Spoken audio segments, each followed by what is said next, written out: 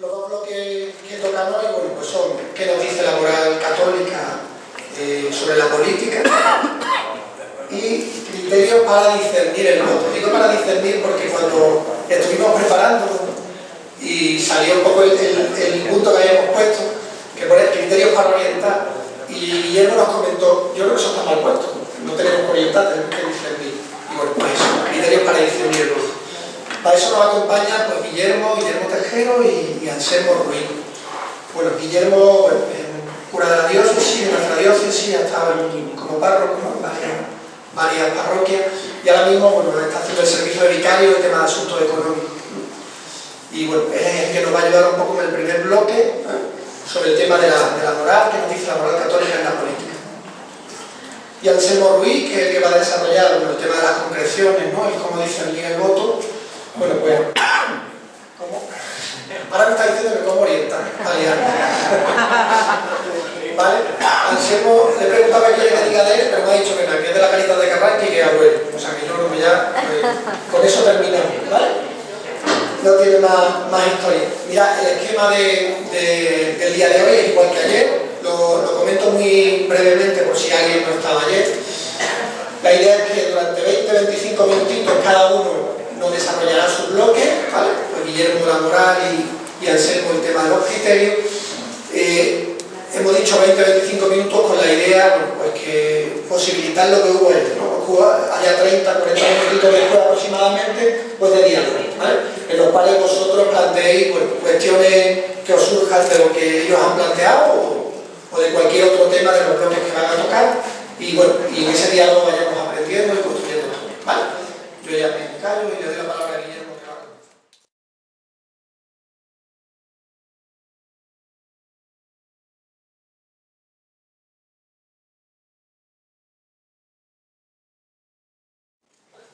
Muchas gracias. Bueno, yo me ha tocado este tema que nos dice la moral católica sobre la política. Algunos se preguntan si la moral tiene algo que ver con la política, ¿no? Algunos se lo preguntan, ¿no? Pero yo creo que tiene mucho que ver. Mirad, es verdad que ahora la política está en el candelero. Siempre todo lo que es política está en el candelero. Porque todos somos políticos, todos, ¿no? Imagino que ayer lo comentaron también, ¿no? Es decir, desde el mismo momento que nosotros decidimos pagar una factura o un recibo sin factura, pues ya estamos haciendo una política. Desde el mismo momento que decidimos comprar en un sitio o en otro, o usar el transporte privado o el transporte público, estamos haciendo política. Estamos marcando, estamos condicionando lo que es la vida de la política, la polis. Entonces yo creo que es importante que lo primero tenemos que descubrir que eso nos viene a recordarnos que todos somos responsables del funcionamiento de todo lo que nos rodea. Cada uno tenemos nuestro nivel de responsabilidad. Está claro que el que tiene un cargo político tiene su nivel de responsabilidad. Quien no tiene ese cargo político directo, pues tenemos nuestro nivel de responsabilidad en nuestro entorno, en cómo funcionan nuestros barrios, cómo funcionan nuestras comunidades de vecinos, cómo funcionan pues todo lo que nos rodea. Yo siempre digo que las elecciones son una oportunidad que se nos regala a todos nosotros para que reflexionemos una cosa simplemente. ¿Qué tipo de sociedad queremos vivir? ¿Qué tipo de sociedad nos gustaría vivir? Porque eso son las elecciones. Cuando se nos presenta delante el abanico de distintas corrientes políticas de pensamiento, en el fondo decimos, oye, ¿qué tipo de sociedad? Porque mirad, todas las corrientes políticas plantean un modelo de sociedad. Todas. Y eso no podemos olvidarlo. Y tenemos que ser conscientes. Entonces nosotros tenemos que decir, oye, ¿cuál es nuestro modelo de sociedad? ¿Cuál es el modelo que nos gustaría que nuestra sociedad pues, fuera la que a cada uno de nosotros nos rodeara? ¿Qué es lo que pretendemos? ¿Qué es lo que buscamos? Yo creo que siempre una de las elecciones es una oportunidad preciosa para que nosotros, y nos lo dice así muy clara la Iglesia a todos, ¿no? Es una oportunidad preciosa para renovar nuestras esperanzas en el futuro.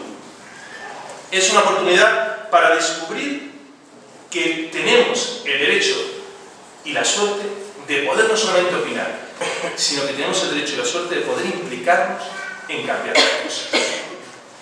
Que el ciudadano no puede estar, como digo yo, sentado en su casa tranquilamente quejándose de lo mal que van las cosas, sino que es la oportunidad para decir, oye, ¿yo qué puedo aportar a la sociedad en la que me ha tocado vivir?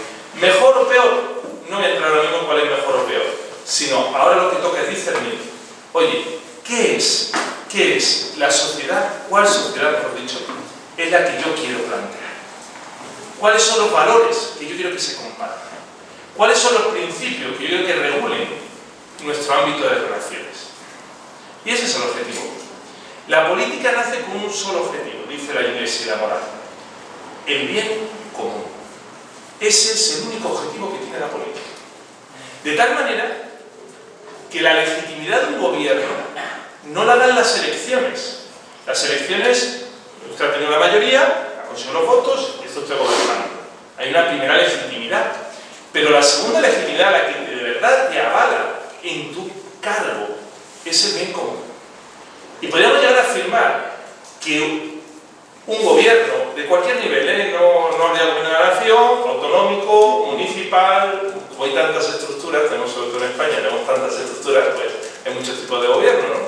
Y el momento en el que deja de buscar el bien común y se convierte en una partidocracia, es decir, solo busca el interés del partido, solo busca su propio interés, por muchos votos que tenga, por muchos concejales, diputados, consejeros, lo que sea, queda deslegitimado. Yo creo que esto es importante. Esto lo dice la Iglesia, sí, claro, es decir, a usted la legitimidad se la va a dar en un primer momento a las urnas, pero eso no le da para que haga usted y deshaga lo que le apetezca, sino para que usted busque en todo momento qué es el bien común. Y yo creo que eso es lo importante. Y decía Juan 23 que todas las instituciones están al servicio de la persona y que tienen que buscar ese bien común. Y cuando dejan de buscar ese bien común, han perdido su sentido. Y eso nos pasa en el ámbito. Todos estamos metidos en distintas instituciones, en distintas asociaciones, en distintas realidades, incluso en la parroquia. Pues nosotros, si no buscamos el bien común en la parroquia, ¿qué ocurre? Que acabamos a la pesca, acabamos enfrentados y somos incapaces de encontrar lo que nos une.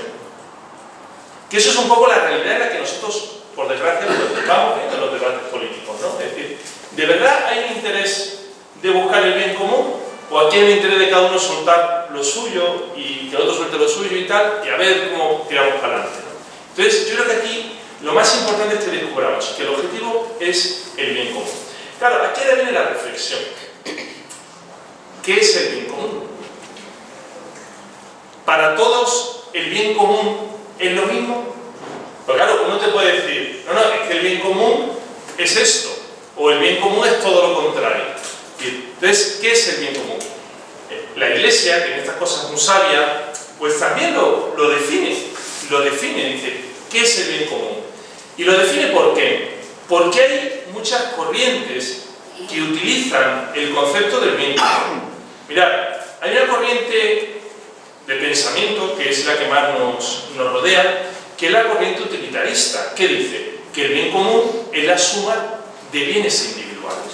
O sea, sumamos todo lo que... Para mí, ¿qué es el bien? Para Enrique, ¿qué es el bien? Para Anselmo, ¿qué es el bien? Pues eso es, como para él es bueno, pues para adelante. Entonces, esa es la corriente que hoy más... Y nos fijamos en qué es lo que se busca.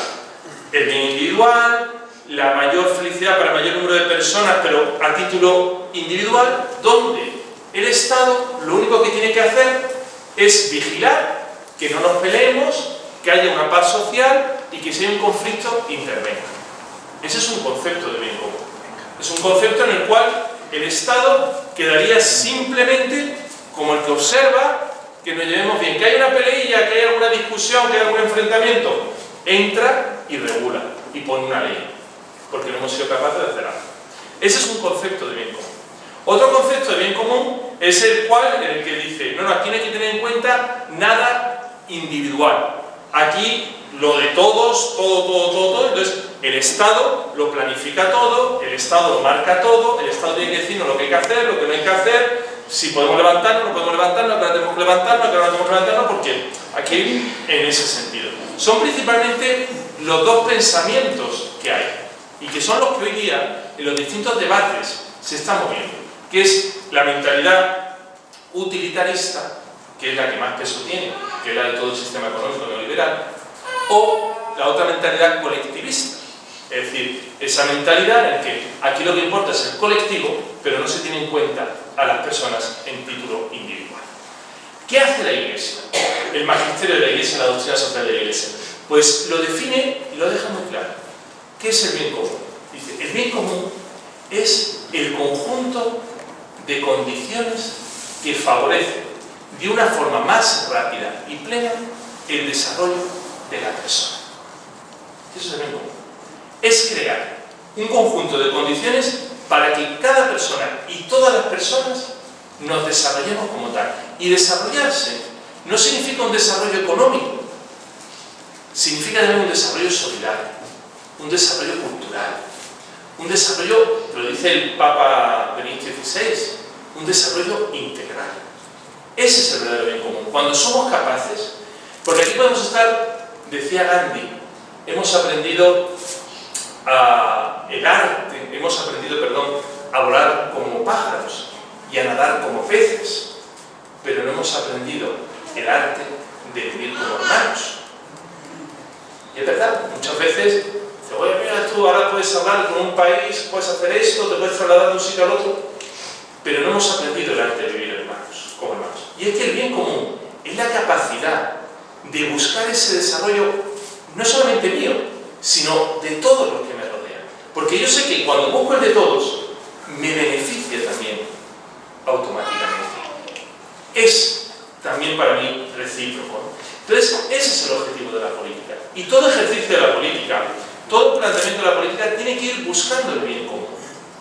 Y no podemos olvidar eso. Pero no solamente dice eso el magisterio, sino que da una pista todavía mayor que dice, para que no haya confusión ni manipulación de lo que es el bien común, llega a afirmar, mirad, el bien común nunca es la suma de intereses particulares, sino que el bien común es crear esas condiciones necesarias. Y pone una lista, dice, el alimento, el vestido, la vivienda, el derecho a elegir libremente, fundar una familia, la educación, el trabajo, el buen nombre, el respeto, la necesaria información, el poder actuar según la recta conciencia, que es la libertad de conciencia, la salvaguarda de la vida privada y la libertad religiosa. Esto es a lo que nosotros tenemos que tender. Y cuando nosotros reflexionamos, oye, ¿qué dice la moral católica sobre la política? Porque la Iglesia, cuando habla de política, a algunos le entra como urticaria, ¿no? Parece que entra una alergia, parece que la Iglesia pues no puede hablar de política. Pues sí, no solamente puede, sino que debe y tiene la obligación moral, no de condicionar el voto, sino de enseñarnos a todos qué es lo mejor. Pero no es lo mejor para la Iglesia, porque la Iglesia no busca lo mejor para sí, busca lo mejor para el ser humano con nombre y apellido, que es hijo de Dios. Porque ese es el objetivo de la Iglesia, servir al hombre y servirlo como Dios quiere que le sirva. Y por eso la Iglesia opina sobre política. Por eso la Iglesia da directrices, da criterios para dónde debe gestionar la política. No porque se quiera inmiscuir, no porque quiera controlar a los gobiernos o quiera condicionar al gobierno de turno en absoluto. Cuando uno hace este planteamiento no lo hace porque quiera tener más gente en la parroquia. Tendremos más gente en la parroquia cuando nuestra fe de verdad pues, la vivamos de tal manera que podamos convencer a los que nos rodean, sino porque queremos buscar el bien común de todos, de la sociedad y de todos los que nos rodean. Por eso cuando tenemos que discernir, oye, se me presenta ahora el 26 de junio, llego a la mesa electoral, me encuentro allí a los sacrificados que les ha tocado presidencia, vocal y otros puestos, nos han entregado la causa, ahí pues los que han recibido ya la carta, algunos no hemos librado, veo, pues no, a mí no me ha llegado todavía, así que este año me he librado otra vez. Entonces, pero bueno, los que están ahí entregados, y nos encontramos de repente, yo soy de Cabina, soy de la cabina, como me conocen, entro en la cabina. Y nos encontramos de repente en la cabina, pues, con una amalgama, pues yo creo que la última conté 23. Entonces, 23 papeletas de distintos tipos, ¿no? Oye, ¿y aquí cómo yo hago esto, no? Señora, esto cómo se arregla, ¿no? Está claro que uno no puede llegar allí ya diciendo ¿cómo hago esto? Sino que uno tiene que haber hecho una reflexión previa. Y la reflexión previa va en base al bien común. Y el bien común nos recuerda que el principal derecho que no podemos eliminar es el derecho a la vida. Mirad, a mí me pueden hablar de derecho a libertad religiosa. A mí me pueden hablar de derecho a fumar, o poner otro derecho. Me pueden hablar de multitud de derechos. Pero si yo tengo derecho a vivir, ¿para qué me sirve a mí tener el resto de derechos? Si no me han dado la oportunidad y el derecho a vivir. Si hay alguien que se considera dueño de ese derecho, pues aquí hemos abierto la caja de Pandora, porque llegará un momento en el que decidamos quién tiene derecho a vivir y quién tiene derecho a vivir. Y lo decidiremos, según criterios utilitaristas. Lo que es útil, lo que yo considero que este va a tener calidad de vida, no va a tener calidad de vida, etcétera, etcétera, etcétera. Y nosotros tenemos que ser ahí muy valientes en nuestro discernimiento. No podemos agachar la cabeza. Aquí no vale decir, bueno, pues, ¿qué es lo más malo?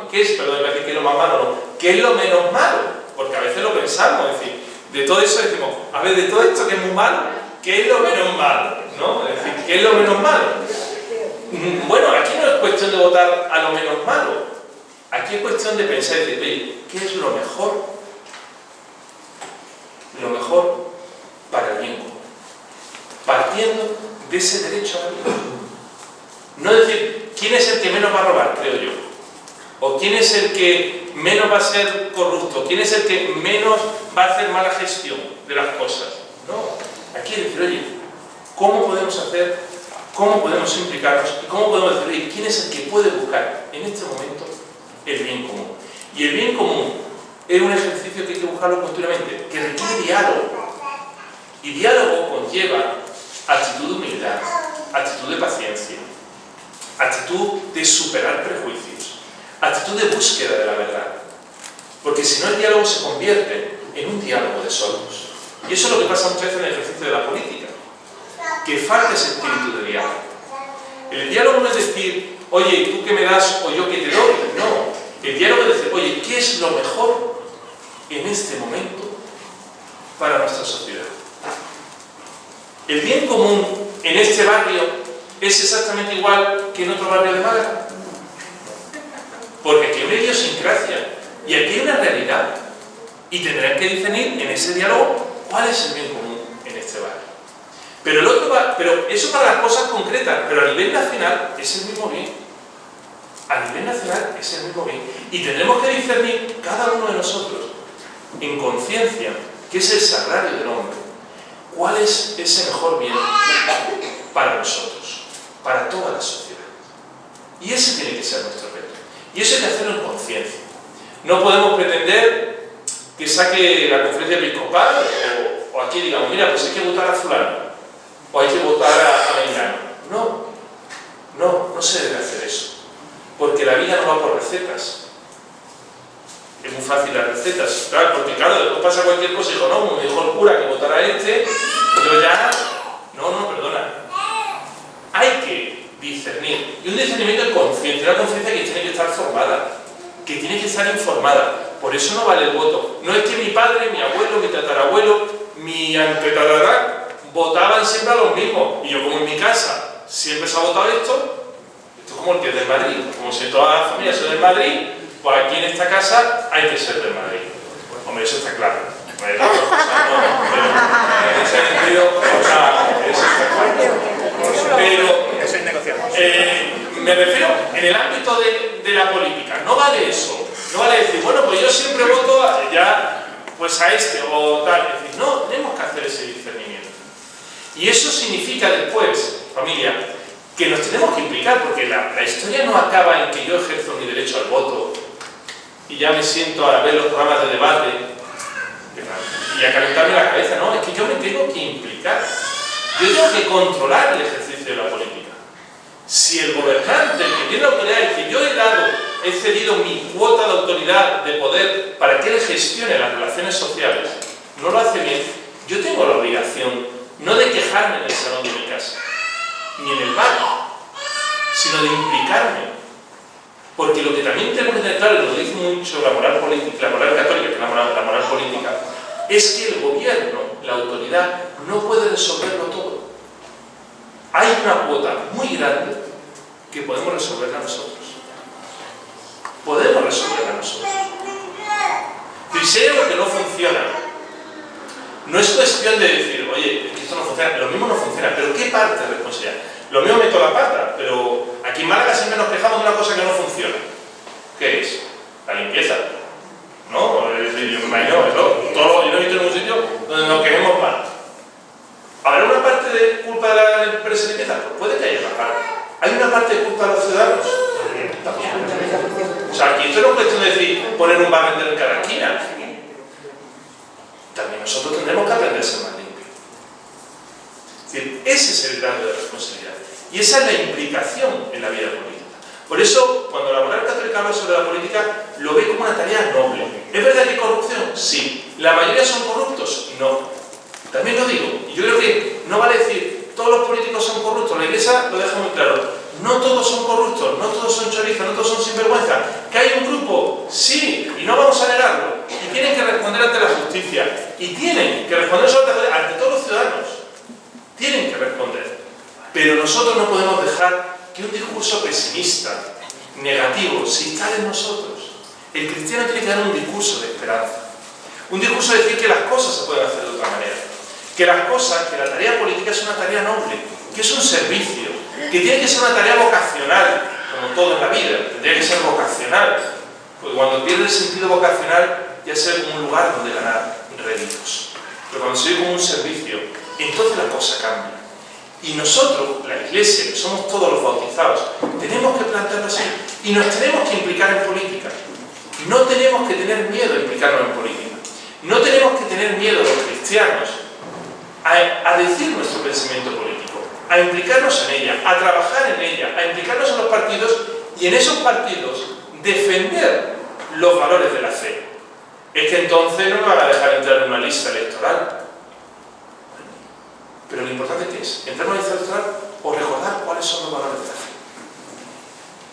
Y yo creo que tenemos que ser valientes y que no podemos agachar la cabeza y que no tenemos que tener vergüenza a reconocer nuestra fe y a defender los valores del ser humano, porque son los nuestros y porque son los que nos van a hacer verdaderamente felices, los que nos van a hacer ayudar a construir una sociedad donde de verdad está la justicia, donde de verdad reina la solidaridad, donde de verdad reina ese compartir, esa generosidad. Y eso no es utópico, eso es real. Si nosotros empezamos a hacerlo en los ambientes en los que nos movemos, ¿cómo le puedo exigir yo al otro?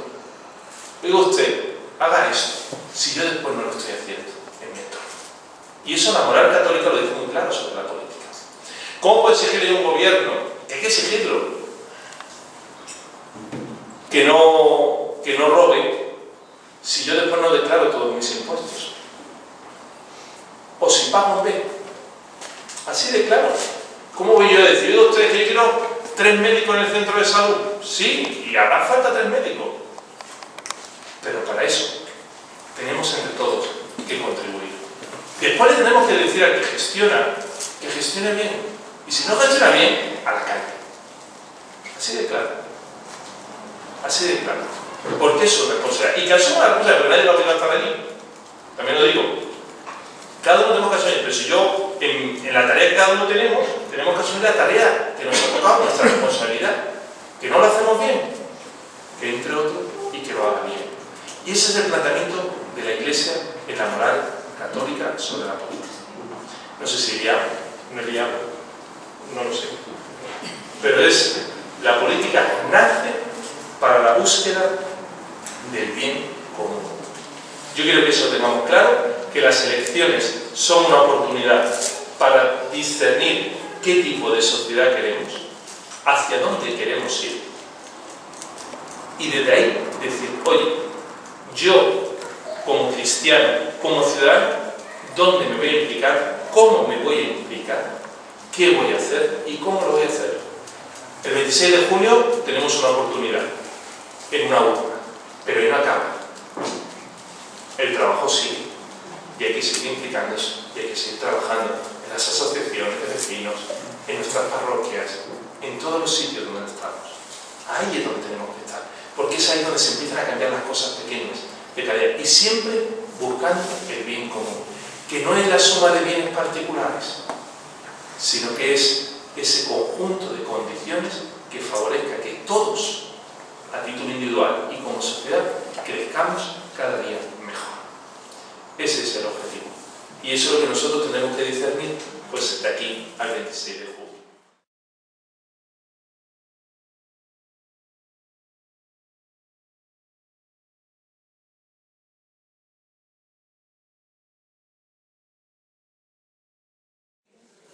Buenas tardes.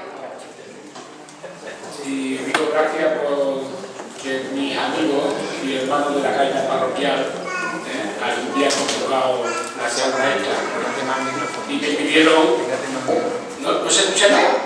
No, está puesto tímido. Que te estaba diciendo que gracias a mis amigos y a mis hermanos de las gaitas parroquiales de esta zona, que se estuviste reunidos para convocar esta charla, que yo creo que son importantes, que es un servicio importante que hacemos a cada uno de las personas cristianas que estamos en la parroquia y en las Cáritas, ¿no? Yo creo que esto es un motivo de alegría. También, bueno, porque al final me ha servido para remover un poco los mayores, ya digamos, de pluma para atrás, ¿no? Viendo un poco todos los comunicados que ha hecho la Conferencia Episcopal desde el año 1977, que fueron las primeras elecciones aquí en España una vez instalada la democracia. Todos sabemos ya un poco la historia esa. Y en ese camino, pues como decía, los obispos siempre han intentado hacer una reflexión para intentar ayudarnos a discernir, donde querían dejar claro cuáles son aquellos criterios que desde el punto de vista de la moral católica, algunos decimos de la doctrina social de la Iglesia, pues son referentes para nosotros. En definitiva, siempre ha sido una llamada, ¿no? Votar responsablemente en conciencia, pero votar en coherencia con nuestra fe. Lo que hacemos diariamente en la vida, o intentamos hacerlo, ¿no? Es que realmente la gente de las Cáritas parroquiales o la gente que está en sus trabajos, ¿no? Hacer aquello que realmente sea coherente con la fe. Yo creo que eso es lo que siempre he intentado y se ha trabajado durante estos años, ¿no? Y yo quisiera un poco decir que hoy nos afrontamos unas elecciones que realmente tienen yo creo que van a ser unas elecciones que marquen un antes y un después en la historia política de España.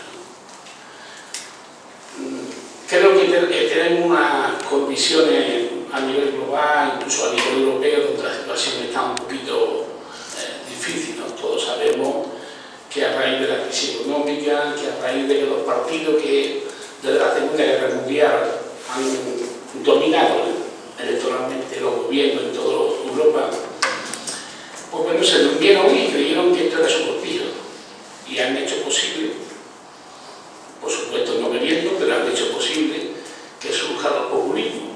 Y ahí está la Le Pen en Francia, y ahí está Austria, y ahí está la tercera fuerza política en Alemania, que es de nazis. Y bueno, es decir, vivimos una situación un poco... vivimos una situación, yo creo que ahora mismo una situación que ha terminado de poner blanco, ¿no? Con todo el tema de lo que está ocurriendo en Inglaterra, que como todos sabéis, hoy una diputada de 41 años con 2 niños pequeños la han matado en la calle porque votaba que Inglaterra siguiera en la Unión Europea. Esto lo que muestra es bueno, que tenemos una situación, hay que tener en cuenta que venimos de una... O sea, hay que tener en cuenta que venimos de una Europa que permanentemente, durante siglos y siglos, ha estado permanentemente en guerra. Que después de la Segunda Guerra Mundial se ha ido construyendo y yo creo que se ha hecho un trabajo importante que hay que reconocerle a las personas y a los partidos que han estado ahí y que realmente hoy está en uno de los momentos de reflexión interna, para no meterme en camisa de once varas. Y también aquí en España yo creo que estamos en unas condiciones un poco, todos sabemos que son diferentes a las que hemos tenido con normalidad. No solamente porque hay partidos nuevos, porque era inevitable, incluso hasta necesario de que la situación aquí de los partidos mayoritarios pues, ha hecho que era casi inevitable, ¿no? ¿Sabes?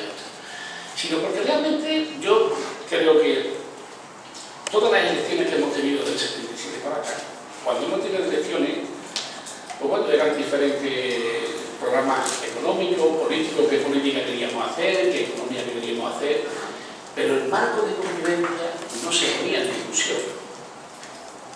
El marco de convivencia es la discusión. ¿Cuál es la situación de hoy? Que hoy se pone en discusión el marco de convivencia. Esta es la gran diferencia en esta elección. Claro, no es que pase nada porque se cambie la Constitución, pero todos estaréis conmigo de acuerdo en que hoy no hay unas mínimas condiciones de diálogo para cambiar una Constitución que no dure otros 40 años. Hoy de diálogo no hay nada, ¿no?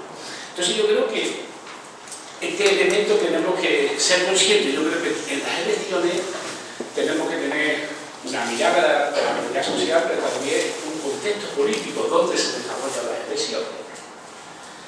Y están marcadas por estas dos ideas.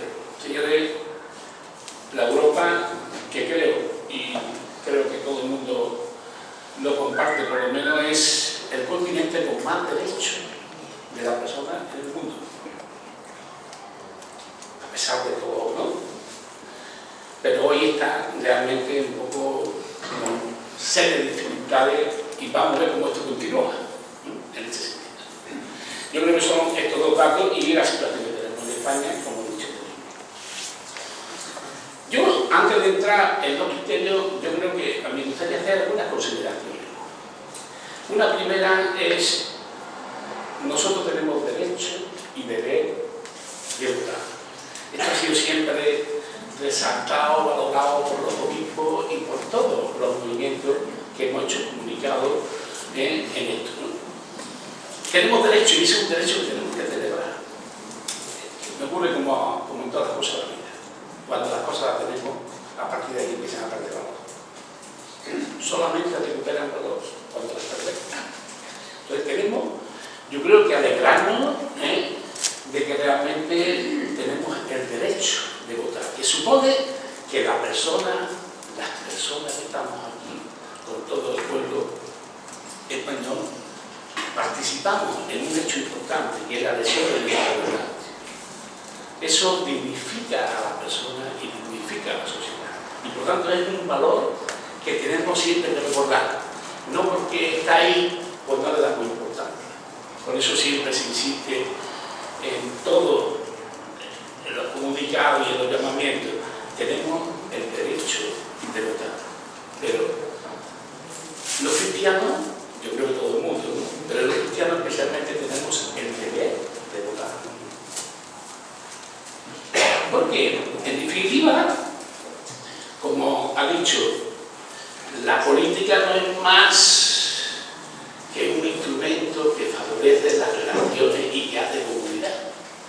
Y todos tenemos la obligación, los cristianos, más, porque somos personas llamadas a ser comunidad. Y por eso el deber de votar es un hecho que también tenemos que plantearnos. No se trata de que no voy, estoy aburrido, estoy harto.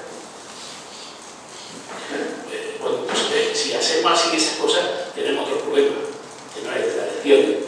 El problema nuestro es que hemos perdido la esperanza. Entonces tenemos otro problema.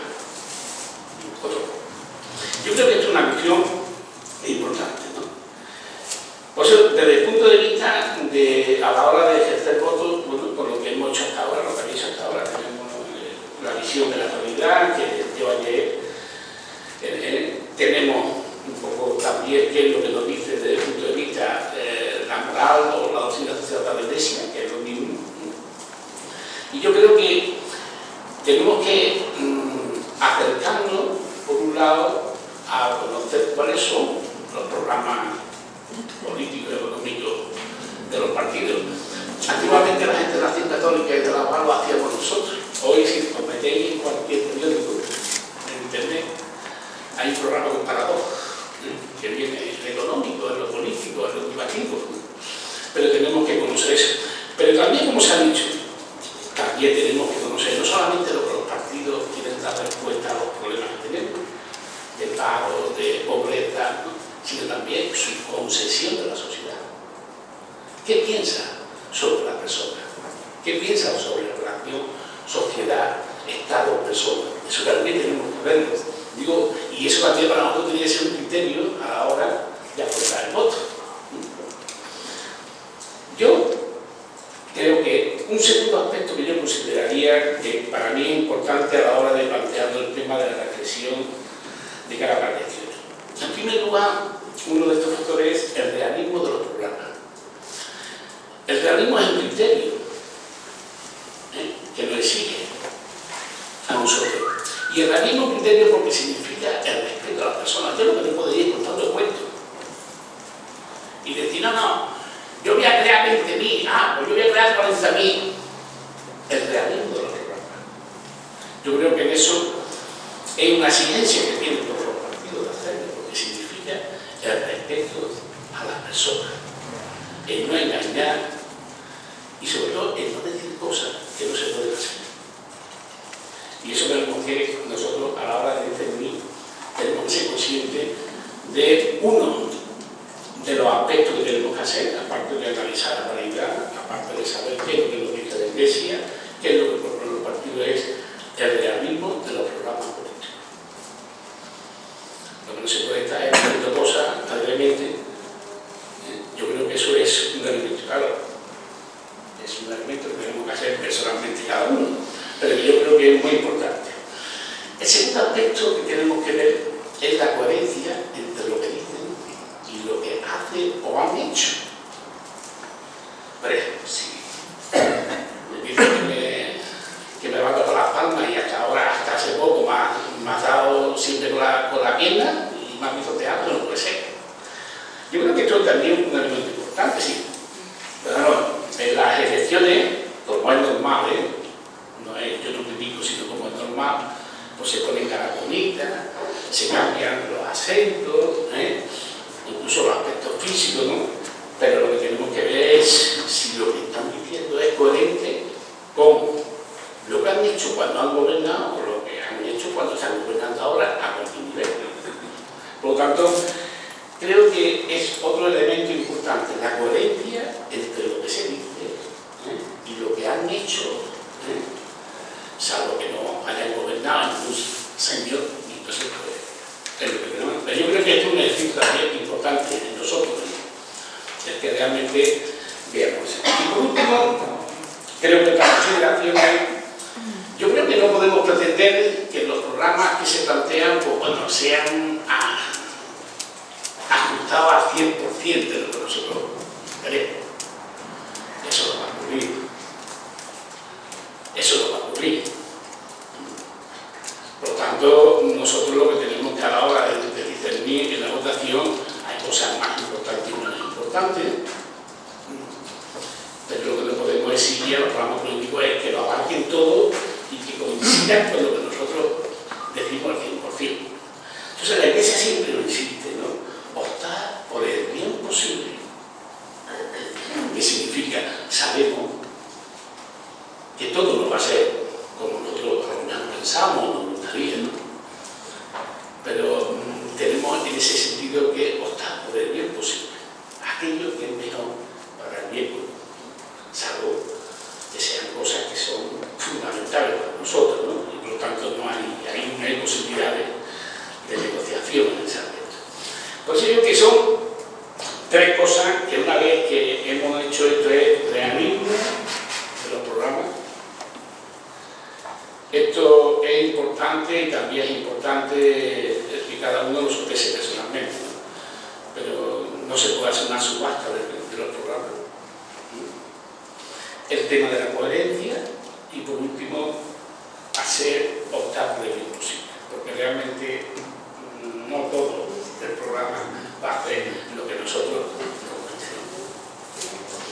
Yo creo que para discernir, digo discernir, no orientar, o sea, porque en el deporte siempre estoy orientando, pero bueno, yo digo discernir.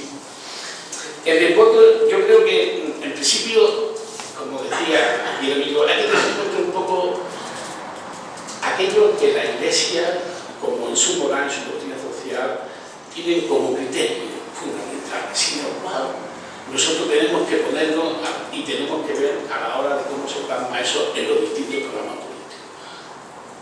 Yo creo que la opción por la persona es el centro de todo. Y la opción por los más pobres son opciones fundamentales nuestras. Yo creo que a la hora de ver los programas y de analizarlos, tenemos que decir dónde queda la persona, dónde queda el más pobre. Por eso, todos los otros criterios son criterios siempre que hacen referencia a la persona. Por ejemplo, cuando se habla fundamentalmente de la relación sociedad, Estado y persona, el principio de subsidiariedad, ¿no? Se llama.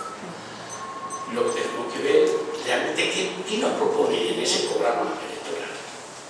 La persona es lo más importante, y la Iglesia dice, y lo ha comentado ahora, lo que puede hacer la persona que no lo haga la sociedad. Lo que puede hacer la sociedad que lo haga el Estado. El Estado tiene la obligación de asegurar que esa referencia se tiene que dar, pero no tiene por qué hacerlo todo él. Hay un tema que yo creo que es muy importante, ¿no?, en el tema de la persona. Uno de los derechos fundamentales que ya he comentado aquí. Digo importante porque se está dando hoy mucho. Ayer hubo otro asalto a una capilla de una universidad y eso.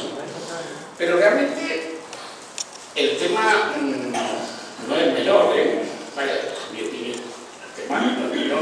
Pues en ese sentido, yo creo que los criterios que uno marca la Constitución de la Iglesia como la persona, los pobres, la prioridad de la persona, de la sociedad sobre el Estado, la exigencia del realismo, el desarrollo de la economía en la sociedad, el bien común, y una economía que tenga como centro la persona. Son criterios que nosotros tenemos que ver en los programas si realmente son cosas que se nos están planteando o qué es lo que se está planteando.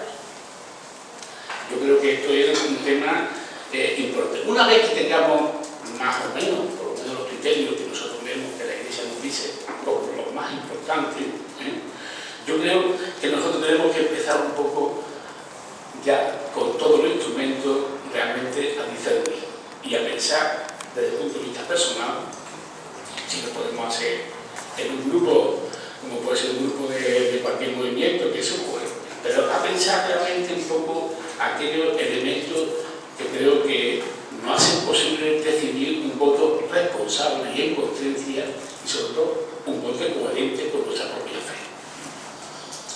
La pregunta siempre es, de cara a la defensa de los derechos fundamentales de la persona, ¿qué es lo que se plantea en los programas? Por ejemplo, medidas contra la pobreza y la desigualdad, o contra el paro, o contra la corrupción y la regeneración de la vida pública, ¿no?, o contra la defensa de los derechos de igualdad de todos los españoles. Esto es un tema que es verdad que no es un tema donde la Iglesia nos dice que no se puede hablar de nacionalismo, como voluntario, pero no se puede hablar, pero bueno, es un tema que está puesto en la palestra en nosotros, ¿no? O realmente elementos importantes como son el equilibrio de las cuentas en el sentido de realismo. Yo, de hecho, sí estoy preocupado porque después, al final esto es como una casa. Todos tenemos una casa, ¿no? Que tú te gastas lo que quieres. Si le pides a alguien, no quiere libertad. Si quiere libertad, no debe haber libertad. Si debe haber algo, se acabó tu libertad.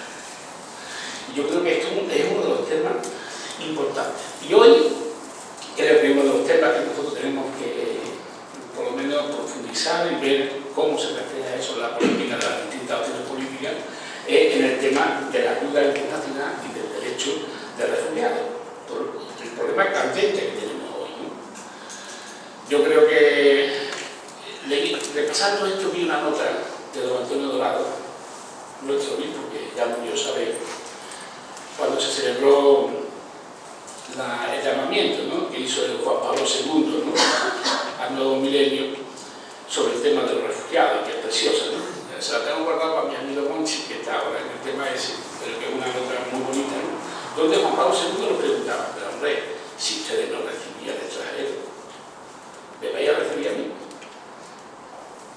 Lo dice Cristo, si no recibiera extranjeros. sobre todo importante, sobre todo por muchos problemas en el entorno de nuestro pueblo. Hay mucha gente que dice, hombre, es que aquí hay gente que está mal, ¿cómo vamos a traer a otra gente de fuera? Eso, vaya, lo que estamos en Cáritas, en la comida, eso lo vivimos así, siempre escuchamos. Aquí solamente se atiende a los inmigrantes, eso es lo que vaya de todo, pero que lo vivimos mucho en nuestras Cáritas. Por tanto, digo, estos son elementos que configuran realmente lo que es los derechos fundamentales de la persona.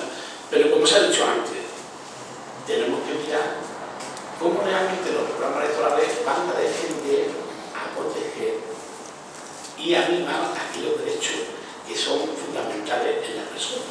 Uno de ellos es el derecho a vida, otro es el derecho a tener una opinión libre, otro es el derecho a tener un sentimiento religioso y otro es el derecho a decidir qué hago con mi vida o qué hacer con mi matrimonio, con la vida de nuestro hijo y dónde lo llevamos al colegio o no lo llevamos al colegio. Esos son derechos fundamentales de la persona. Por eso a la hora de ver los programas no solamente ver las respuestas que se dan a los problemas que tenemos, sino ver qué tipo de sociedad estamos teniendo.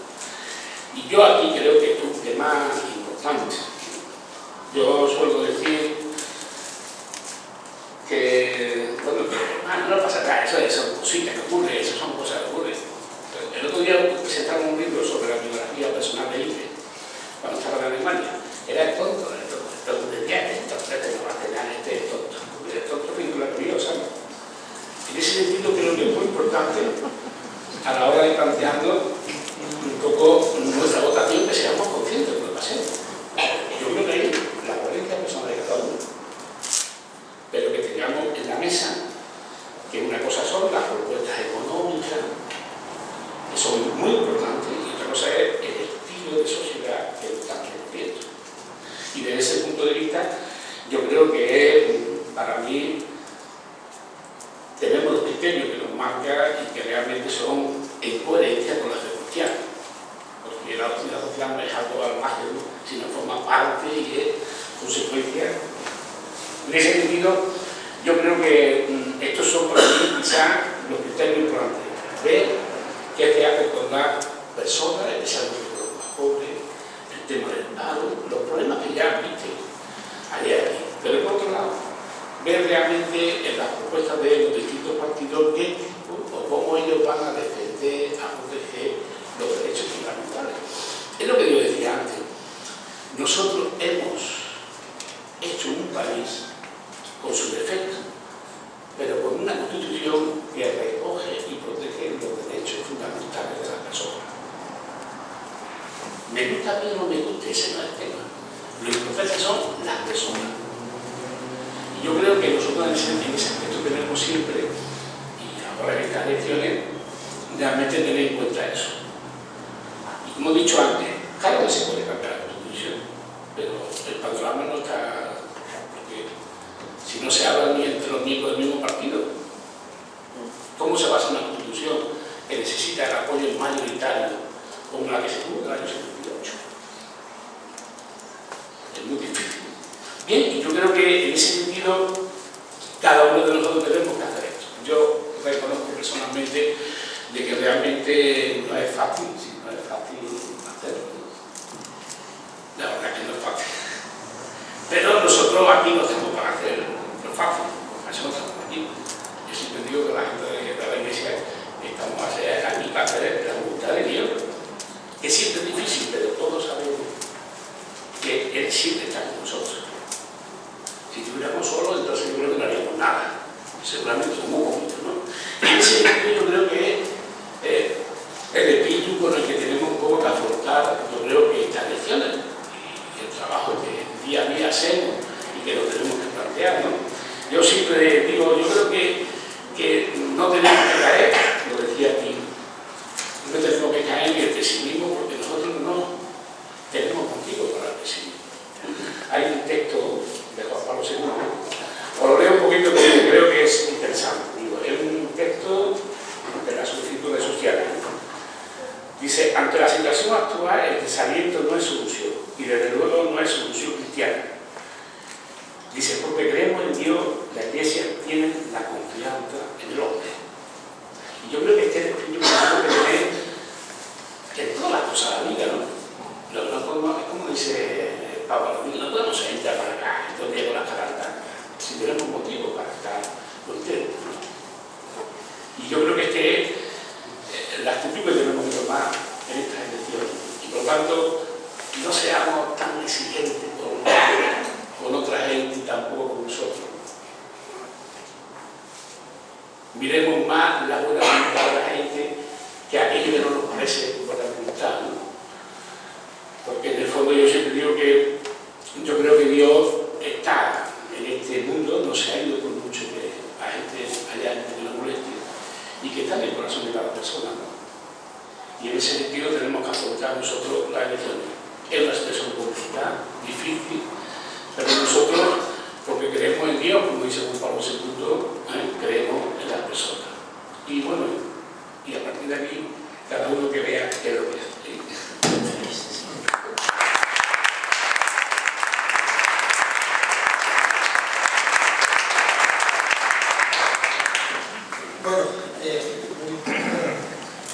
Bueno, ahora es el momento del diálogo.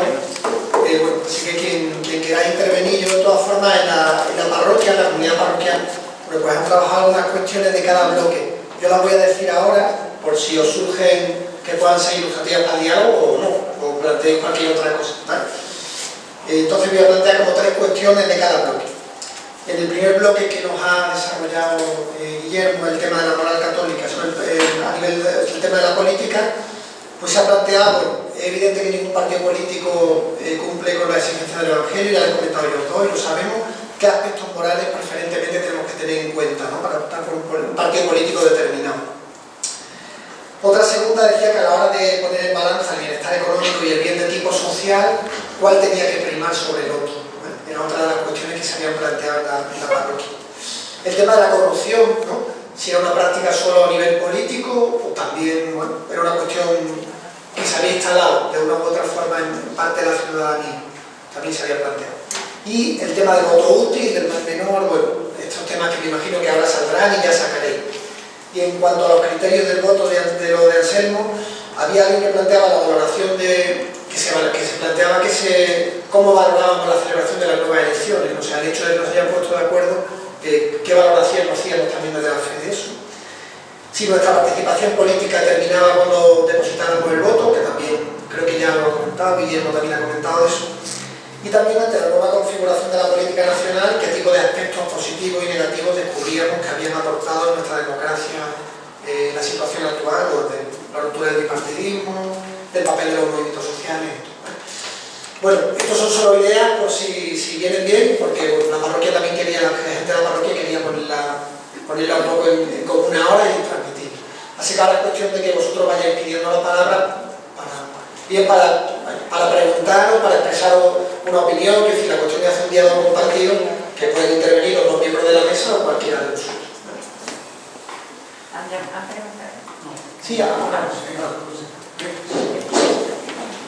Vamos, yo lo que tengo que decir, como dije ayer, felicitar a la persona que ha dado lugar precisamente a estas charlas aquí, y de la misma forma que se han hecho aquí se tendría que hacer en todas las diócesis de Málaga. Por lo menos para orientar al cristiano, más o menos, orientando más o menos, cada uno que vote en conciencia, eso sí es lo que nos ha dicho aquí. Entonces estamos cerca de 40 años de una democracia, en donde empezando en el 77, cada partido nos fue aportando una serie de ideas. Alianza Popular, PSOE, etcétera, etcétera. ¿Qué es lo que prometí y qué es lo que han hecho? ¿Qué es lo que han prometido y qué es lo que han hecho con la democracia que votamos? Que se nos queda ya vieja. Se nos queda vieja porque ellos la han modificado. Había un comité titular que tenía que ser el juez imparcial. Cuando ahora los jueces los votan los partidos. Los que tienen que delegar al final son los jueces, influenciados por cada partido que toca. Todos los partidos echan la pelota uno al otro. Ahora nosotros, como se ha dicho aquí bien, el cristiano, tenemos una orientación. Toda la enseñanza cristiana, sea católica o evangélica, se concentra en Dios. primer mandamiento, toda la enseñanza antigua se entiende en amar al Señor tu Dios con toda tu fuerza, con toda tu fuerza, y al prójimo como a ti mismo. En amar al Señor con toda la fuerza lleva implícito que lo primero que tiene que dar la vida la da Dios y la quita Dios. Nadie tiene derecho a quitarle la vida a nadie. El Señor se lo ha dado, entre otras cosas, porque nosotros creemos que hay otra vida después de esta. Y esa vida va a ser la que va a perdurar. Aquí duraremos 70, 80, 100, 100 y pico. Entonces, el cristiano tiene que votar en conciencia, sabiendo también quién son las personas que nos han prometido unas cosas y han hecho todo lo contrario. Lo primero que han hecho es que nadie ha dicho nada de los aforados. En toda Europa habrá unos 50 aforados. En España hay más de 17.000 aforados. Entonces, hay que votar en conciencia, pero lo que no puede ser es que la religión católica, mis padres, mis abuelos, yo siga votando igual que mis abuelos. No, los partidos de mi abuelo han cambiado totalmente. Ya no son los mismos, ni de una banda ni de otra. Todo se ha modificado, se ha desvirtuado. Pero no obstante, para eso estamos nosotros aquí y tenemos la dicha de poder juzgar. Y ven, la persona, porque ya no se trata ni de izquierda ni de derecha. Hemos visto que el cristiano no tiene partido, tiene todos los partidos y no tiene ninguno, porque va por la persona. La persona que tiene que ser responsable de lo que dice, no consiste ahora cuando entra un partido. Suficiente voto del partido, tú no puedes decidir por ti. Tiene que el partido te dice que no y es que no. Entonces yo creo que en este dilema que nos han planteado, tendríamos que hacer una constitución nueva porque está adulterada ya. Y con esto lo que quiero decir, de que la vida ante todo y después todo lo que cuelgue. Gracias. Por aquí. No sé si quería por aquí también había. Sí, muy poco porque no me he enterado. He llegado un poquito tarde y no me he enterado. Pero jamás me entero cuando en la iglesia dice, somos iglesia, tenemos que salir. Y yo digo, yo sola, ¿dónde voy? Si hay un grupo, si se forma un grupo, pues bien, esto de la elección y todo esto, yo, ¿qué puedo hacer sola? Me voy a pregonarlo allí a ellos, a ponerme... Eso es una formación de personas que nos apoyen a que queremos hacer. Eso es lo que yo entiendo, ¿vale? Gracias. Por allí.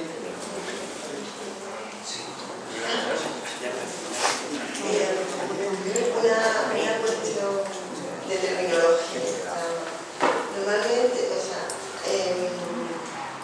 hemos escuchado que nos tenemos que plantear cómo los partidos en sus programas electorales buscan el bien común. Sin embargo, nuestros políticos nunca suelen hablar de bien común. No utilizan esa palabra, utilizan la expresión interés general. ¿Es equiparable? ¿Qué diferencia hay?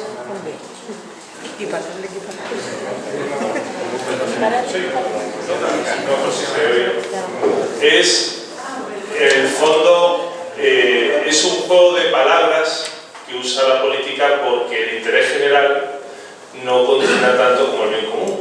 El interés general depende de... Yo digo que el interés general es como la veleta. Cada viento viene del norte, miramos para el norte. Cada viento viene del sur, mira la veleta para el sur. Entonces el interés general, en el fondo el bien común tiene unos valores, que lo he dicho, eso condicionante de valores, que eso es el bien común. Ahí eso podemos hablar, es verdad que después se va a decir, para la alimentación, para el trabajo, qué política hace falta para que haya puestos de empleo, etc. Ahí ya cambia, pero lo que está claro es que es necesario el trabajo y eso es el bien común. El interés general, pues depende de lo que apetezca. En el fondo, es un riesgo que existe hoy día, que es la mentalidad de lo que se llama el contractualismo, ¿no? De los contratos. Ahora nos ponemos de acuerdo y decimos, ¿cuál es el interés general ahora? Pues este, pues venga. Y mañana llega otro y dice que el interés general es todo lo contrario. Y entonces, claro, eso viene los problemas que vienen hoy día. Entonces, es diferente el bien común del interés general. O sea, el interés general es el interés... Normalmente lo suelen usar la partidocracia, que es el interés del partido. En el fondo aquí hay un debate que yo a veces cuando tengo un encuentro digo, no hombre, no, es que nosotros luchamos por permanecer en el poder porque como estamos convencidos de nuestro proyecto queremos estar, ¿no? Y eso lo dicen los políticos, eso no va a estar. Claro, dicen, bueno, pues por el bien común a veces no es bueno que estés. Entonces,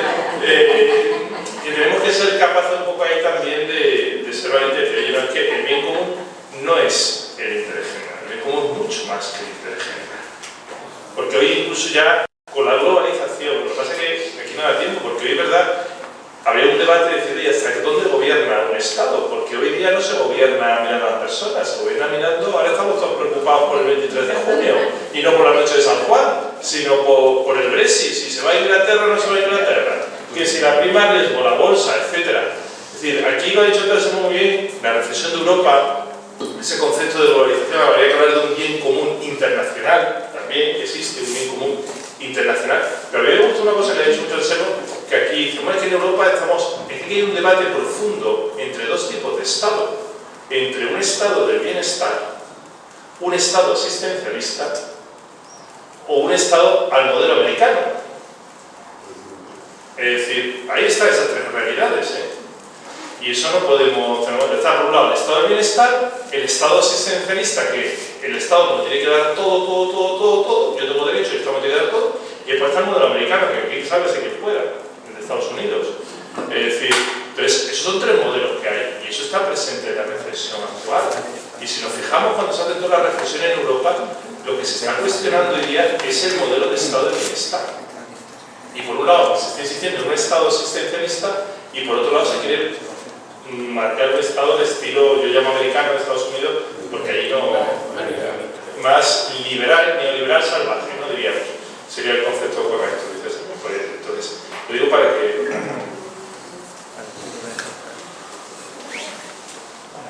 Una pregunta más. ¿Alguien que quiera comentar algo? Por allí hay dos palabras. Mira, hay un partido que yo nunca lo escucho a nadie hablar, pero existe, que se llama Vox. Me imagino que alguno lo conocerá, ¿no? Vox. ¿Ves? Nadie. Ah, bueno, menos mal. Pensaba que era yo. Pues este partido defiende la familia, defiende la religión, por supuesto, defiende lo básico que de lo cristiano, que ahí yo creo que si nos apuntamos todos, vamos, es que ganarían un montón y no ganarían otros que van en contra de lo cristiano, en contra de la religión, en contra... Eso sí, prometiendo que el bien común es lo muy importante para todos. Entonces ahí pasa una cosa, si nadie lo conoce, pues no, nadie lo puede votar. ¿Qué votamos? Pues los que lo vemos en la tele todos los días. El PP, lo otro. Sí, ahora resulta que el que hemos votado muchas veces tampoco cumple ni lo básico de lo que hemos intentado que se cumpla. Eso es mi problema. Voto a ese partido que he dicho que no lo conoce nadie, que lucha por la familia y todas estas cosas que queremos los cristianos, y resulta que luego no vale porque no nos salen los votos. ¿Qué hacemos? ¿Tú crees que tiene que votarle? ¿Cómo? ¿Tú qué crees? En conciencia, pero es un voto perdido. No, esta mi pregunta no es. En conciencia. ¿Tú qué crees? Claro, si no voy a venir aquí, quiero que me oriente. No, pero dime tú qué crees. No, pero digo, te insisto en esto porque, mira, esto no es, yo creo que es muy importante. Esto es en la vida de los grupos y en la vida de la iglesia también. Y mira que nos lo dice insistentemente la fe. Lo importante son las personas. Tú eres la importante. Y yo no quiero que tú hagas aquello que es inconsciente. Quizás mi opinión después diría, no debe votar, pero para ti ha sido importante. Para ti ha sido un paso en tu desarrollo personal. Y por eso es importante siempre que digamos a la gente, vente para acá. Y en eso la iglesia, yo creo que como dice, la iglesia es una buena maestra. Ponte aquí, vamos a hablar. Pero tú, en conciencia, decide lo que hagas. Y tengo una pregunta. Tengo familia que de todo el ámbito votan de todo, pero sobre todo unos que tienen carrera, van a misa, trabajan en colegios de monjas y luego van y votan a Podemos.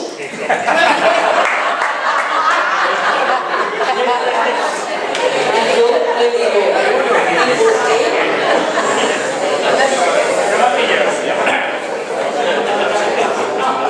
Bueno, entonces mi pregunta es, ¿cómo le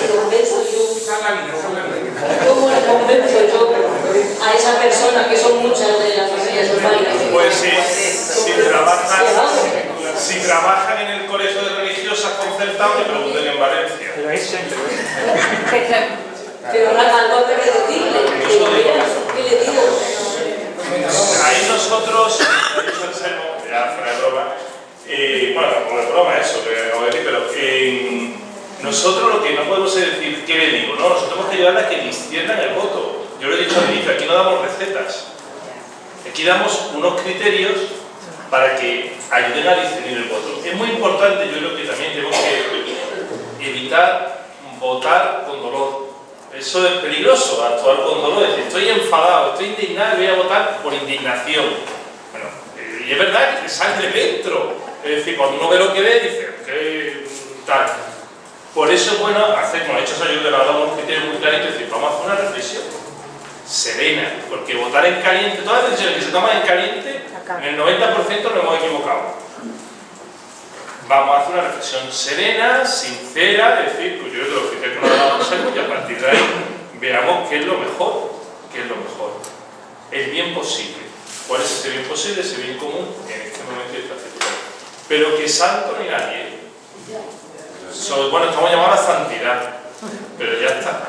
Es decir, solamente digo, que no pensemos que el que viene, perdón por la expresión, va a mirar agua bendita, no. El que viene, me imagino que se esforzará en hacerlo lo mejor, pero como no tenga hora de sagrario, yo siempre digo, como no tengo un ratito de sagrario con el Señor, al final se contagia. No sé, Venga, sí. Anselmo acaba de pasar una cuestión que es el reciente asalto a las capillas católicas, señalando que no es un tema menor. Pero a mí realmente el problema realmente grave es que no nos escandalice en la misma medida ese tema que varios miles de personas, de familias cada año sigan siendo desahuciadas, que solo el 52% de los desempleados tengan cubierta la ayuda del desempleo, es decir, que no nos escandaliza en la misma medida esas cuestiones. Nos pregunta a nosotros. Sí, te planteo evidentemente de que no nos escandaliza en la misma medida, sino que resulta que esto nos produce un gran escorzón.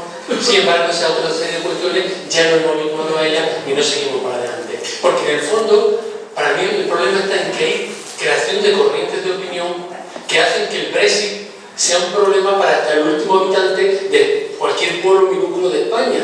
Cuando detrás del Brexit hay un gran problema de capitales, de negocios y económicos. Igual que hace unos años nos escandalizó que Argentina nacionalizara Repsol, y para eso, para mucha gente fue un problema muy grave. Entonces, ¿en qué medida resulta que no estamos muchas veces condicionados por lo que nos escandaliza, por lo que nos hacen que nos escandalice o nos preocupe, para olvidarnos realmente de lo serio, de lo día a día y de la situación de sufrimiento de tantísimas personas, ya no digo en España, sino en todo el mundo? Bueno, yo solamente, yo creo que no tenía mucho sentido preocuparse por el tema fundamentalmente de lo que es de la capilla y después no preocuparse por otras cosas, eso no tenía sentido. Pero vaya, yo por lo que vivo de gente de la iglesia, de las parroquias, de las caritas parroquiales, de los movimientos en toda Andalucía, ¿no? Y yo creo que ojalá esa preocupación que se da en tanta gente de la iglesia con los más pobres, que no es solamente el desastre, con los refugiados, yo sinceramente creo que nosotros no tenemos que, se lo podemos decir a lo mejor a otra gente, es verdad, pero nosotros en ese aspecto yo creo que es normal y muchas veces lo hemos hecho y lo hemos hecho mal. Nos alarmamos por unas cosas y después por otras cosas también más graves no nos alarmamos. Pero yo creo que de eso vamos aprendiendo y por lo menos yo estoy en ese aspecto bastante satisfecho viendo a la gente que tenemos.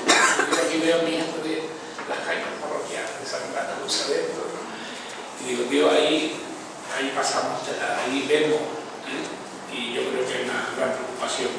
Yo en el tema de lo de la capilla, eso son cosas, ¿no? Porque bueno, lo mismo que lo de Valencia,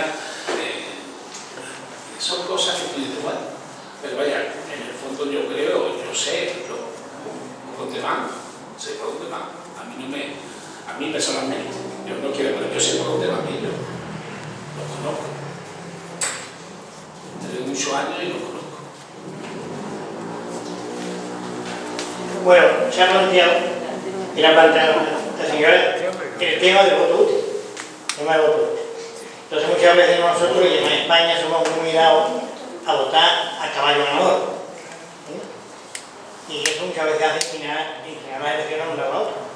Entonces, mi pregunta ¿es éticamente moral tomar esa decisión? Porque realmente esa es una gran pregunta. Y otro tema también que quería plantear es el tema de vivienda. Es decir, otro tema. Por ejemplo, yo ahora cojo algún discernimiento con los criterios, la moral, de la doctrina de la Iglesia, y empiezan a analizar los partidos. Y resulta que no me gusta por eso. No me gusta, sino no coincide con mi planteamiento. No tiene toda la Iglesia. Y entonces, resulta que revisamos a todos y ninguno coincide con los criterios que nos plantea. Entonces utilizamos con el tema del mal menor. Según la moral, yo no soy muy experto en eso. El mal menor es una solución pasajera, pero sí es un mal. Entonces, son las dos soluciones que me preguntan. ¿Es moralmente, éticamente correcto usar el mal menor? O sea, yo me planteo, me abstengo, ¿voto en blanco o voy a votar?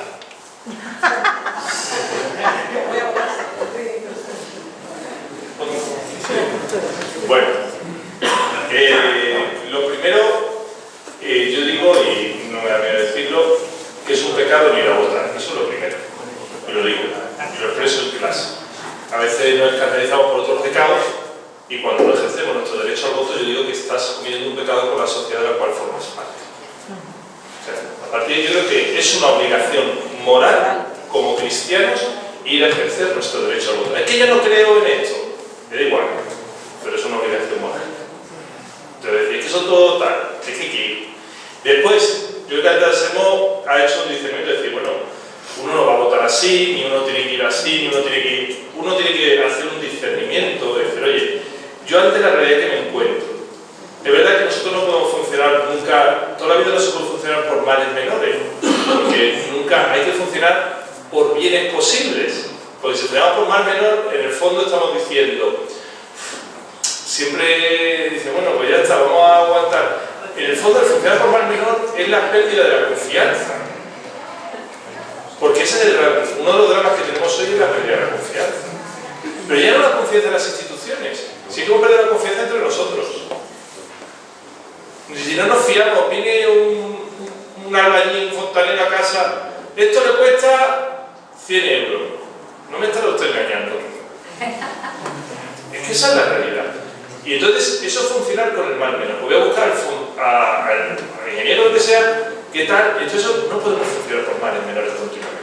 Tenemos que buscar ese bien posible. Y eso es un poco el mensaje del Papa Francisco, ¿no? Cuando nos dice, oye, no reduzcáis al mínimo, buscar ese bien posible, qué es lo mejor, qué es lo que mejor se puede hacer, como tal, con los criterios que ha dicho Anselmo. Esos criterios pues, del realismo, ese criterio de la coherencia, ese criterio del bien posible, es decir, eso es lo que nosotros tenemos que buscar. Y no consideremos que decir, bueno, yo si voto a este, pues es un voto perdido. No, es lo que yo en conciencia he considerado que debo de votar. Lo que ocurre es que mi tarea no acaba ahí. Es que ese es el error. Yo considero que mi voto es perdido cuando yo cojo, ejerzo mi voto y ahora creo una... Bueno, hay que ver que ahora, el 26 de junio, que yo me iba a la playa, pues me obligan a ir a votar. Que ve con lo bien que se estaría en la playa. Aquí digo la playa y otro en el monte. Es decir, no, es tu obligación. Pero claro, ese es el mal concepto que tenemos muchas veces metido, que pensamos que ejerzo el voto y tal. No, tu voto es útil en la medida que tú te implicas en el funcionamiento de la vida social. Y yo creo que eso es lo importante. Bien, yo quería apuntar precisamente en eso último que estás diciendo. Es decir, que si dentro de 2 años hiciéramos una charla aquí en la parroquia para hablar sobre política, la pregunta, ¿estaríamos los que estamos o no estaríamos los que estamos? Porque cada vez que intentamos dinamizar la acción política de los cristianos nos cuesta mucho.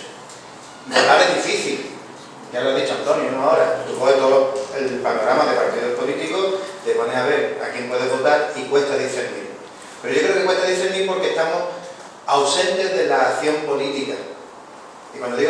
dentro de la acción política, no es que estemos militando en partidos políticos, sindicatos o asociaciones, sino que no estamos tomando la responsabilidad concreta que como ciudadanos tenemos de que cada una de las acciones que nosotros realizamos es una acción política en sí misma, que tú lo has expresado al principio y yo creo que hay que dejarlo muy claro. Yo creo que hay que reforzar esta dimensión de la conciencia cristiana, de esa participación que tenemos cada uno de nosotros en política y que no nos podemos dejar llevar por el más menor, porque al final acabamos haciendo más. Eso yo creo que está más que claro. Yo creo que la papeleta que tenemos ahora es bastante complicada, pero ahí la tenemos. La conciencia tiene que ser una conciencia informada, pero también tiene que ser una conciencia formada, que tiene que ser una conciencia que atienda a los criterios que como cristianos tenemos y que como cristianos somos, y poner en la balanza del juego pues los distintos elementos, los distintos criterios que Anselmo nos ha dicho y otros muchos más, ¿no? Que yo creo que tenemos que tener, pero sin desesperanza y reconociendo la posibilidad que tenemos. Dicho todo esto, nosotros que estamos aquí, yo no una pregunta para vosotros, una pregunta para todos. ¿De qué forma podemos fomentar nosotros esa conciencia de esa responsabilidad política que tenemos? Porque es verdad lo que ha dicho Anselmo de Europa, pero yo creo que uno de los grandes problemas que estamos asistiendo hoy es el individualismo en el que estamos viviendo. Cada uno de nosotros vamos a lo nuestro, incluso dentro del seno de nuestras propias comunidades y movimientos.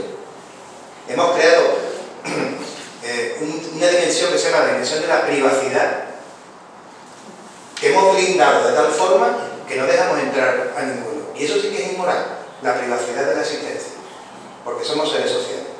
Si no, que lo comente un moralista.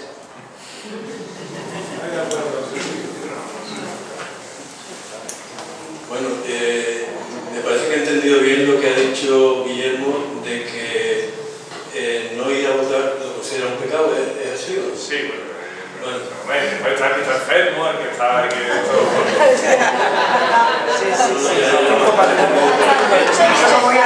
No lo llevemos a que si no lo enfermo ese día, pues no. Una responsabilidad. Efectivamente. Bueno, hay que tener cuidado un poco con eso, creo yo, porque puede no irse a votar por decir y en ese caso sí, pudiéndolo hacer, y en ese caso sí sería una irresponsabilidad el no ir a votar. Ahora, también se puede en conciencia pensar que los partidos que se presentan a las elecciones, ninguno merecen a lo mejor la confianza del que va a votar, o quiere ejercer una opinión, quiere dar una opinión de protesta por algo, en conciencia. Y en ese caso yo creo que no es una irresponsabilidad. Vamos a ver, incluso el que va y el que dice, mira, como no considero que ningún partido, está manifestando su opinión. Manifiesta su opinión yendo, dice, creo en el sistema democrático, creo en la democracia, pero no considero que ninguna de las realidades políticas actuales me represente. Puede presentar pues, una boleta en blanco o lo que sea, ¿no? Es decir, pero se ha molestado en ello. Voy a poner un ejemplo. ¿Recordáis cuando se votó el Estatuto de Andalucía? Sí. ¿Recordáis? El Estatuto de Andalucía, cuando se votó, me acuerdo, a mí que yo fuera de España, fui al consulado a votar, para que veáis, porque yo soy de paso como apretado. Y me acuerdo que salió, no sé, en vez de estaba ya alineado, ¿sabes? No sé, el presidente, entonces. Y dice, ha ganado el 71% o el 90% de andaluces han dicho que sí. Mentira, porque aquí le ha votado un 38%. Si el 38%, es decir, ¿qué ha pasado? Pues que el resto no es que esté de acuerdo, no, es que pasa, literalmente. Eso provocó una reflexión en la clase política sobre el Estatuto de Andalucía. ¿Que un ejemplo real? No. Eso lo han querido los andaluces y ahí lo tenemos. Por poneros un ejemplo, ¿no? Si nosotros hacemos eso en el nivel político, por desgracia, no van a reflexionar diciendo, oye, ¿por qué hay un 20%? Ahora se calcula que en estas elecciones habrá un 64% de votantes. El resto se calcula el 46% no irá a votar. No hacen una reflexión. Oye, ¿por qué hay un 36% que no va a votar? No se lo preguntan. Ahora, si ese 36% va a votar y se molesta en votar, lo que sea, que la gente esté implicada. Aquí está implicada. Incluso aunque diga, oye, pues lo veo y he hecho mi voto. Y sale registrado. Cuenta y sale registrado. Voto en blanco, nulo, como sea, y sale registrado. Y eso es cuando yo digo lo de la irresponsabilidad de teoría. ¿Qué es esa irresponsabilidad? Ahora, si yo digo, no, por desidia, pues entonces eso es una realidad. Por aquí otra Recuerdo la frase del Cámara, ¿no? Cuando decía, ¿no? Cuando me pongo a ayudar, ¿no? A los pobres me dicen que soy un santo, pero cuando pregunto por qué son pobres me dicen que soy un comunista. Y recuerdo mucha gente, ¿no? Como Yaucuría y otros tantos, ¿no? Que al final, digamos, dando la cara por el Evangelio, lo han señalado de comunista o marxista o rojo. ¿Por qué no lo señalaron de facha o de derecha? Después, en otro sentido, yo veo que hay una vinculación un poco de las ideologías, digamos, de izquierda, de alguna manera, con vivir el Evangelio. Que no significa que no pueda hacer de derecho vivir el Evangelio. Lo que pasa es que el vínculo social, digamos, ¿no? la traducción pragmática de cómo estar en el mundo, en definitiva, yo creo que es la que busca un poco asemejarse a lo que vamos a ser juzgados todos, ¿no? Mateo 25, ¿no? Porque tuve hambre, me dictó de comer, tuve sed, me diste de beber, estuve enfermo y fui. Creo que muchas veces el problema es, lo señalaban antes, ¿no? Que hemos mantenido, digamos, la iglesia, ¿no? En el ámbito de lo privado y como diciendo, vosotros en esas cosas no os metáis, y yo creo que es importante. Evidentemente esta Cáritas, que es la cara amable de la iglesia, por un lado, ¿no? Eso la acepta todo el mundo, Mano Unida, etc. Y es verdad, por otro lado, que la ideología de izquierda, marxista, del siglo XIX, es por naturaleza atea, y ahí tenemos un problema. No hay una manera de digamos, no hacer antagonismo entre este tipo de ideología, ¿no? Y al mismo tiempo darnos la mano, como lo ha hecho, por ejemplo, Comisión Obrera en otras épocas, ¿no? Por la UA, etc. Y por otro lado también entiendo que no es cuestión de izquierda y derecha, porque al fin y al cabo un autor del himno decía, cuando hemos querido convertir nuestro estado en un cielo, que eso tiene que ver mucho con nosotros, ¿no? Convertir nuestro estado en un cielo, al final lo hemos acabado convirtiendo en un infierno. O sea, se trata de que no podemos caer ni de izquierda ni de derecha en unos totalitarismos. En definitiva, lo importante es que hay que contar con la eficiencia. Yo creo que ahora lo importante de estos momentos políticos que vivimos, por supuesto no es a ver a quién me van a decir que yo tenía que votar, sino ver que una nueva ciudadanía, una nueva democracia real, más directa, están haciendo, ¿no? Sobre todo, aunque a algunos no les guste, a partir del 15M, de esta plataforma antidesahucio, que se meten en muchos peludos raros, cierto, hay que pararlo mejor, es decir, no se trata de quemar papeleras, pero está señalando una nueva era democrática que ya no nos vale, digamos, los usos antiguos. Y entonces, cuando hablamos de realismo, también me cuesta, perdona que estoy usando, me hace una pregunta, cuando habla de realismo enfermo, ¿a qué te refieres? A que sepamos, cuidado, que como no ayudemos a los mercados, nos van a cortar el riesgo. Te voy a decir un ejemplo. Realismo es decir una cosa que tú sabes que no se puede hacer. Eso es me caga el realismo, por ejemplo. Decir, yo voy a hacer una inversión para crear 2 millones de puestos de trabajo públicos que suponen 90.000 millones. Y tú dices, esto es mentira. Yo ya lo digo, esto es mentira. Entonces, ¿el realismo cuál es? El realismo es que hay que hacer, porque una cosa es la idea, luchar contra el paro, que no haya paro, eso es, vaya, eso no. Y otra cosa es, ¿cómo podemos ir afrontando nosotros eso? Desde la situación que tenemos. No partimos de cero, ¿eh? Somos un país que tiene 4 millones de pagados, que debe más de 1 billón de millones de euros de déficit, que tiene un superávit de un 5%, que tenemos unas pensiones que nos comemos el fondo que hay de pensiones, y señores, o esto se arregla de otra forma, o esto no va a ningún sitio. Entonces, yo lo que exijo de los partidos que sea, porque todo, en la intención, yo no lo juzgo porque creo que hay que hablar con un cierto realismo, por respeto a las personas. Porque después dice, yo voy y voy a bajar impuestos, y después no bajar impuestos. Entonces, yo creo que el realismo es una exigencia que viene derivada del Para mí, eso significa la falta de realismo. Ahora yo digo, vamos a intentar luchar contra el paro. Todo el mundo, yo creo que eso todo el mundo lo dice, pero el tema es que hay que tener medidas que respondan al contexto donde estamos. Aquí no estamos en un país que yo puedo coger y decir, niña, échame millones que me hacen falta. No, eso no es verdad. Estoy llevando simplemente eso. Pero después, no, ¿quieres verlo? Mira para Grecia, para acá. ¿Qué ha pasado en Grecia? Que dice una cosa, te dice después, y ahora resulta que toma medidas peor que la primera. Hay que ir los jubilados con el 35% menos de la pensión. 35%. Yo digo, yo no lo digo, lo que digo es el salario no cobrese como tal, pero tenemos que hacer medidas que sean realmente, que podamos hacerlas, y no hacer cuentos. Y eso después de lo de la... ¿Se puede acoger a los refugiados? ¿Qué? Por ejemplo, ¿se puede acoger a los refugiados o no se puede recoger? ¿Se puede quitar el hambre del mundo o no? No, como el tema de los refugiados. ¿Y aquí en lo local se puede redistribuir de otra manera o no? No se puede hacer. ¿O ya partimos de que esto es imposible? No, que se puede hacer.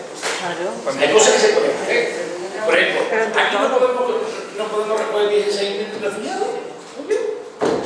Pues claro que sí. Si hemos recogido el año pasado 3.000 y pico de refugiados. Pues claro que podemos hacer. Y no solamente lo podemos, sino que tenemos sitios. Un ejemplo es el convento de la oferta que quiera. Pero así te puedo decir en Málaga y en todo. O sea, yo creo que nosotros en eso creo que tenemos. Ahora, sé que el tema a la hora de juicio de realismo cada uno tiene que hacer, porque tampoco yo digo que la gente tiene que vivir, ¿no? Con respecto al tema de izquierda-derecha, el problema cuál es? El problema es claro que eso surgió en su tiempo, ya tuvimos los debates, fue todavía joven, tuvimos los debates, pero resulta que hoy estamos en otro plano, yo creo que no estamos en el plano de antes, aunque yo recuerdo siempre a la gente. La primera lucha de obreras que hubo en la historia en Europa era del movimiento cristiano. ¿Sabes tú cuál era el primer tema del Congreso de Trabajadores de España? Jesucristo es nuestra guía. Ese era el tema. Lo que se llamó socialismo utópico. Después vino el socialismo real, el realista, el instituto realista. Y bueno, yo... Hay una pregunta que además lleva pedida un ratito y no me había dado cuenta, así que hacemos esa pregunta y si en principio no hay más, finalizamos, ¿vale? Sí. No, la reflexión mía iba un poco en torno a esa obligación moral que planteabais vosotros de ir a votar, porque desde que yo tengo derecho al voto y lo ejerzo, me da la sensación de que los políticos ven en los ciudadanos una necesidad, más que una necesidad, una obligación. Parece que los ciudadanos estamos siempre obligados a sacrificarnos un poco la situación política, la situación económica, la situación social, en Europa, en el mundo, obliga a los ciudadanos a muchos sacrificios, pero da la sensación de que el político no se pone en nuestro pellejo en muchas ocasiones, no se da cuenta de que el ciudadano es siempre el damnificado. Vamos a ver, a día de hoy hay un grupo social, una horquilla social de gente muy joven que le da la sensación de que los políticos siguen pensando y actuando de la misma manera que hace cerca de 20 o 30 años. Entonces están desencantados. Aparecen nuevas formaciones políticas que dicen vamos a solucionar este problema de esta otra manera y ellos lo ven como si fuera prácticamente como un caramelito al que agarrarse, al que aferrarse. Y en algunos momentos resulta que las formaciones políticas que siempre han estado ahí nunca han evolucionado. Da la sensación de que no se ponen de parte del ciudadano y estas otras formaciones políticas han sabido darle a las nuevas generaciones, a los nuevos jóvenes, eso que ellos demandaban en un momento muy puntual. Aunque luego en el fondo parece que no tiene mucho fundamento todo esto que ellos están planteando. Yo solamente para decir mi opinión, yo creo que no es, en mi opinión, no es justo ni responde a la verdad el criticar a todos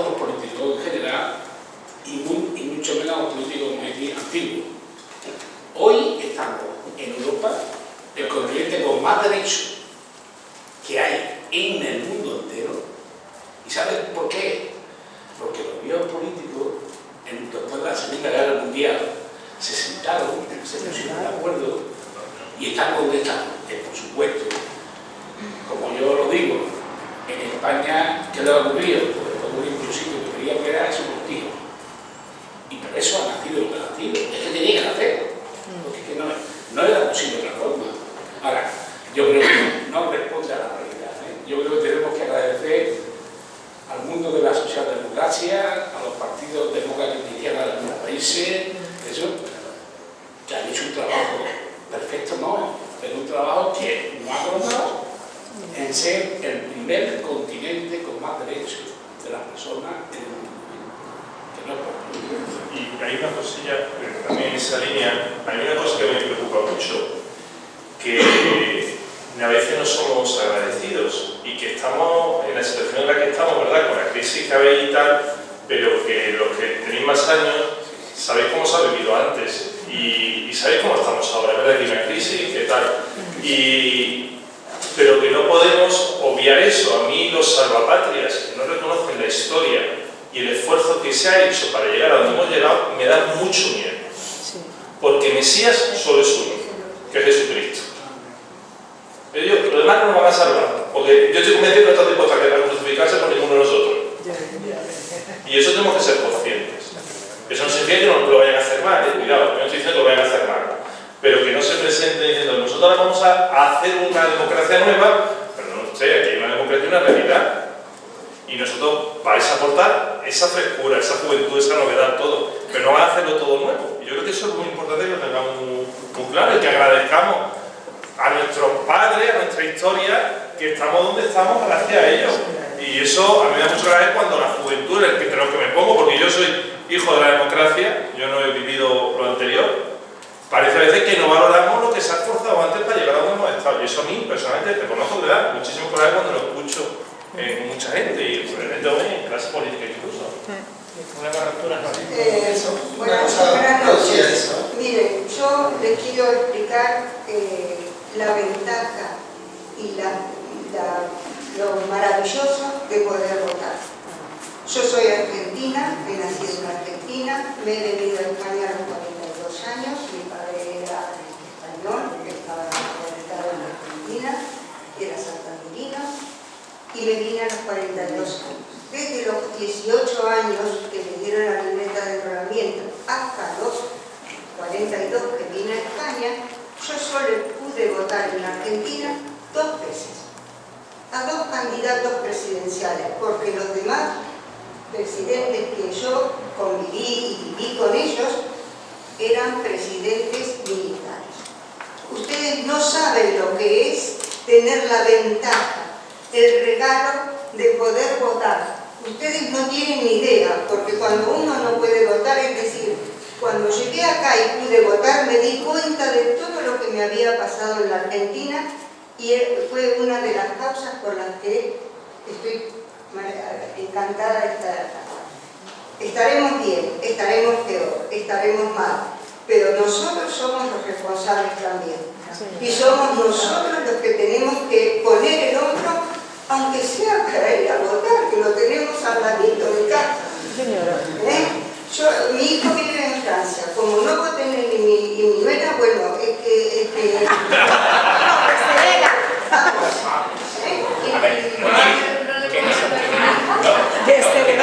que no se haya despegado nada de los militares aquí,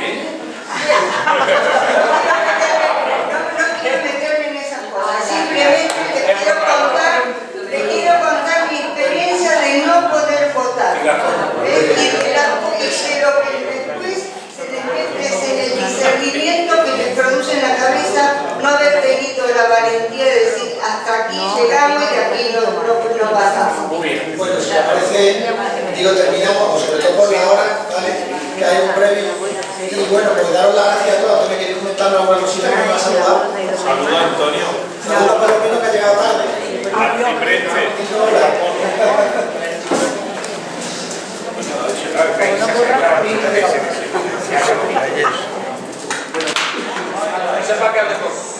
a romper el micrófono.